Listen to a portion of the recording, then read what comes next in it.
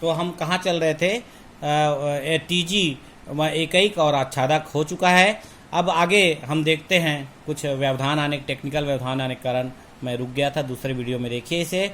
TG एक समाकारी प्रतिबिंब है। इस समाकारी प्रतिबिंब को प्रूव करने के लिए हम दो element x y group G में लेते हैं।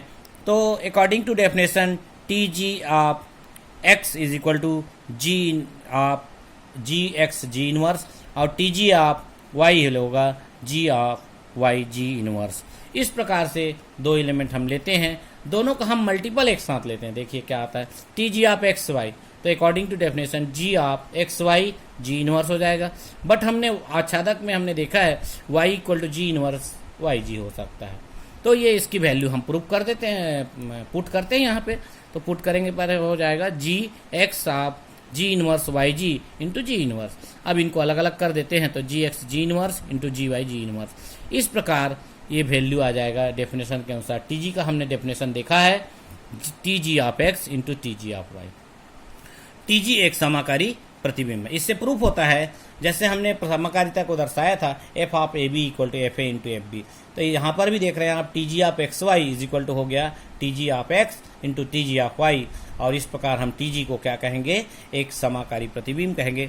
इन तीनों प्रॉपर्टी को एक साथ अध्ययन करने से पता चलेगा कि T ji of x is equal to g of g x ji inverse, जो भी हमने मैपिंग दिखाया है ये आंतरिक स्वकारिता है, लेकिन ये इस प्रकार से हम दर्शाएंगे T G is equal to T G mapping such that G to G एक स्वकारिता है। इन तीनों प्रॉपर्टी से ये प्रूफ होता है यह स्वकारी प्रतिबिंब है। इस प्रकार से प्रूफ करते हैं। ऐसे बहुत सारे प्रश्न मिलेंगे जिसको तुम घर में बैठ के कर सकते हो और करना भी है।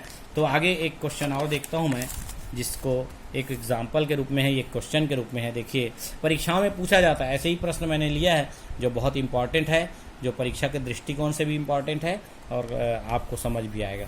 चलिए अगला क्वेश्चन देखता हूँ। माना जी एक समूह है तथा एफ जी का स्वकारिता है। माना जी एक समूह है तथा एफ जी का स्वकारिता है। कैपिटल एन जी का एक प्रसामान्य उपसमूह है। कैपिटल एन जी का एक प्रसामान्य उपसमूह है, तो सिद्ध कीजिए कि एफ एन जी का एक प्रसामान्य उपसमूह है। देखिए एन को ऑलरेडी प्रसामान्य उपसमूह कहा गया है। मैंने इसके पहले अभी कहा था कि प्रसामान्य उपसमूह क्या होता है, हमको जानकारी होना चाहिए। प्रसामान्य उपसमूह, समूह पढ़े होंगे, उपसमूह पढ़े हैं, तो उपसमूह कैसा बनता है। यदि हमारे दिमाग में यदि उपसमूह की डेफिनेशन या उपसमूह के बारे में कोई चीज़ थीम दिमाग में होगा तो ये प्रश्न बनाना कोई कठिन काम नहीं है। तो देखिए इसको प्रूव करने के पहले एक्स एच एक्स इनवर्स वाला जो प्रॉपर्टी है वो उपसमूह में आता है। एक्स एन एक्स इनवर्स भी हो सकता है, ये उपसमूह में आता है। हम यहाँ पे दिखाने का प्रयास किए हैं। देखिए इसके सॉल्यूशन में उपसमूह और प्रसामान्य उपसमूह कैसे। उपसमूह में A B inverse A belongs to G, B belongs to G, A B inverse belongs to G होता है, ये उपसमूह हो जाता है। प्रसामान्य प्रूफ करने के लिए एक्स बिलोंग्स टू जी और एच बिलोंग्स टू जी, तो x h x inverse belongs to G H, ये तो ये प्रसामान्य उपसमूह हो जाता है जैसे फर्स्ट ईयर में था। चलिए यहाँ पे हम दो एलिमेंट लेते हैं। मान लो A B belongs to F N, A B belongs to F N लिया। एफ एन में हम दो एलिमेंट ए बी लेते हैं जो कि आपका इमेजेस पापड़। There exist n one n two belongs to N, N में हम दो element n one n two लेते हैं। नेचर और सेट ऑफ नेचुरल नंबर है, इसमें हम दो एलिमेंट लिए हैं एन वन और एन टू।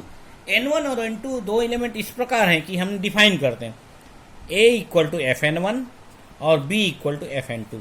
जिस इसको समझने के लिए आपके सामने मैंने एक फिगर बनाया हुआ है, देख रहे हैं ये एन डोमेन है और एफ एन इसका रेंज है। एन वन एन टू हमने दो एलिमेंट यहाँ लिया, इसका इमेज एफ एन वन और एफ एन टू होगा। F N one is A, f N two is B, तो ये ऐसा दिख रहा है आपको, तो ये इसका इमेजेस होगा, हम कंसीडर कर लेते हैं। अब हम दोनों एलिमेंट को एक साथ इसके साथ कैसे मान लेते हैं। N one n two belongs to N implies that n one into n two inverse belongs to N.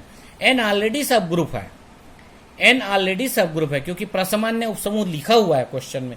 N G का एक प्रसामान्य उपसमूह है, निश्चित है n one n two inverse belongs to N, इसका मतलब एन जी का एक उपसमूह। एन ऑलरेडी सब ग्रुप है जी का, इसलिए ये प्रॉपर्टी लगेगा। अब आगे देखते हैं f of n one n two inverse, दोनों साइड एफ लगा दीजिए। F N one n two inverse belongs to F N, इसको अलग अलग करने से Fn1 Fn2 inverse belongs to Fn।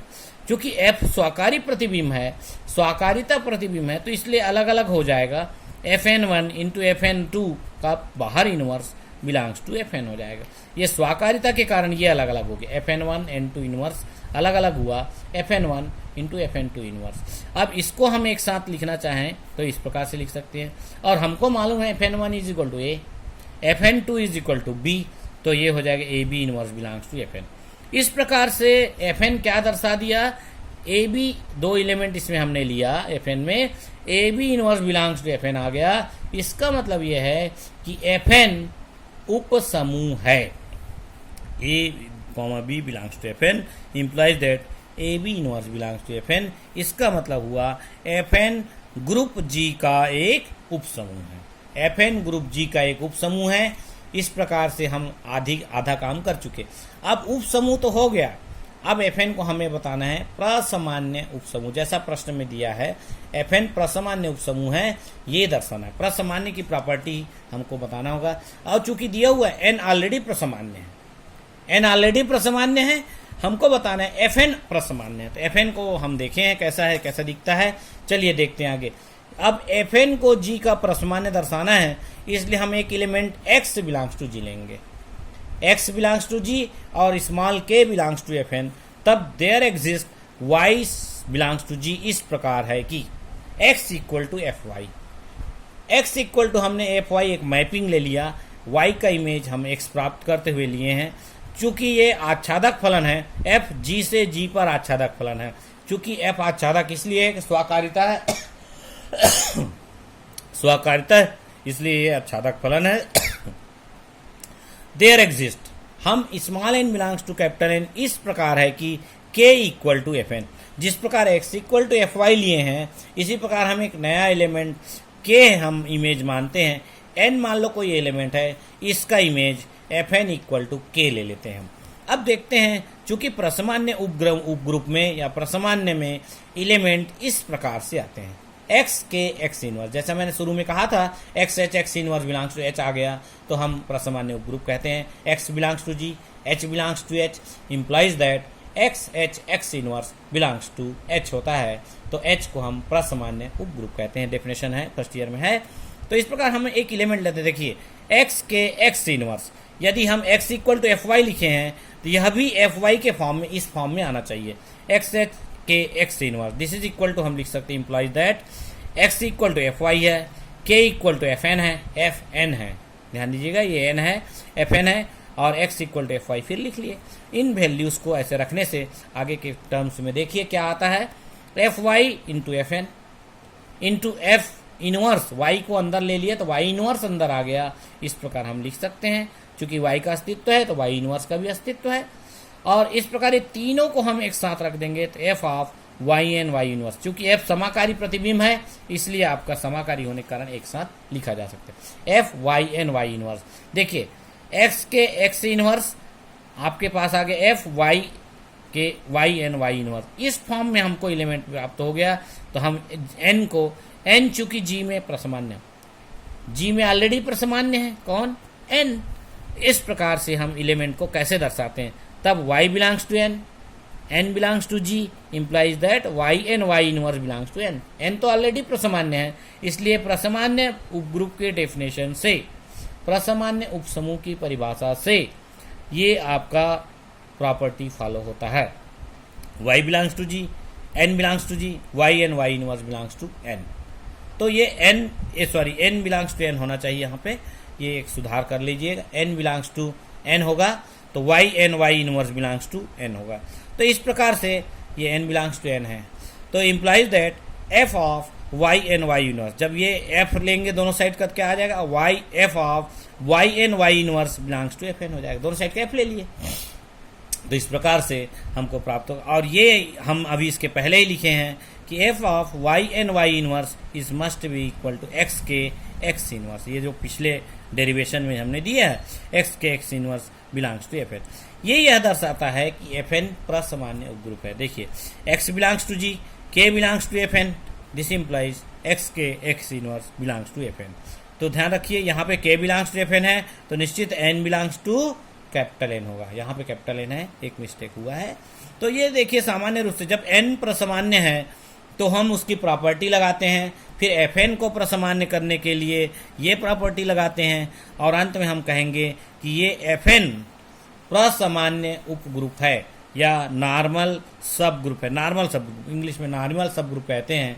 Normal सब ग्रुप की यहाँ पर प्रॉपर्टी लग रही है, x belongs to G, K belongs to F N, implies that X K X inverse belongs to F N. तो इस प्रकार से नॉर्मल सब ग्रुप के रूप में हम इसको डिफाइन कर सकते हैं, प्रसामान्य उपग्रुप। देखिए बीएससी लेवल में जितने भी थ्योरम्स होते हैं, ग्रुप का है, सब ग्रुप का है, सेट का, कोसेट का, तो वो सारी प्रॉपर्टी अगर दिमाग में रखते हैं आप, ध्यान में रहेगा, तो निश्चित है ये आप इजी गोइंग बना सकते हैं, आराम से बना सकते हैं, कहीं कोई दिक्कत नहीं आएगी।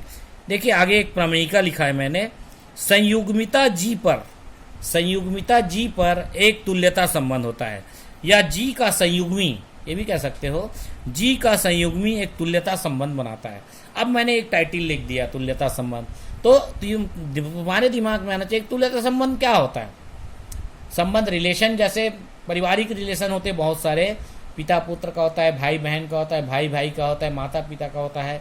इसी प्रकार मैथमेटिक्स में भी बहुत सारे रिलेशन होते हैं जिसको कहते हैं संयुग्मी। ए संयुग्मी बी, बी संयुग्मी सी, ए लंब है बी पर, बी लंब है ए पर, ए पैरेलल है बी पर, बी पैरेलल ए पे, ए सर्वांगसम है बी, बी सर्वांगसम है। इस प्रकार से बहुत सारे रिलेशन होते हैं जिसको मैथमेटिकल रिलेशन कहते हैं। और सॉरी, और तुल्यता संबंध जहाँ तक बात आती है, तुल्यता संबंध के लिए हमें 3 संबंधों को बताना पड़ता है। पहला होता है संबंध जी स्वतुल्य है। स्वतुल्य संबंध पहले बताना पड़ेगा, स्वयं का स्वयं से संबंध।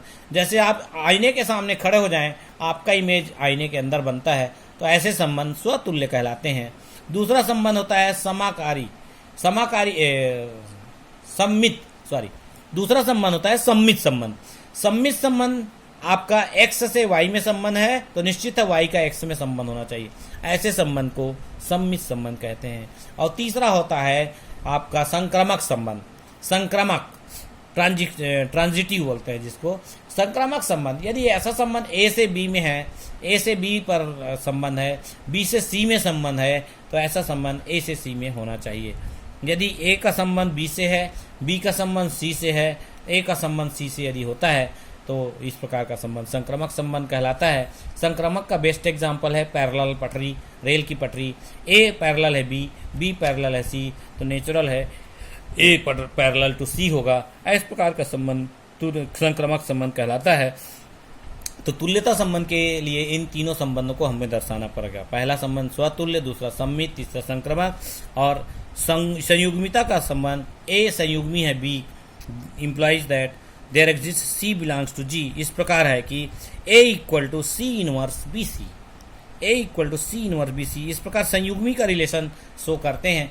और इस रिलेशन को हम 3 संबंधों को दर्शाना होगा, स्वतुल्य, सम्मित और संक्रामक, तो जी हो जाएगा तुल्यता संबंध। इस प्रकार ये शुरुआत मैंने कर दिया है। घर में जाके आप अच्छे से स्टडी करिए, बुक्स ले लीजिए।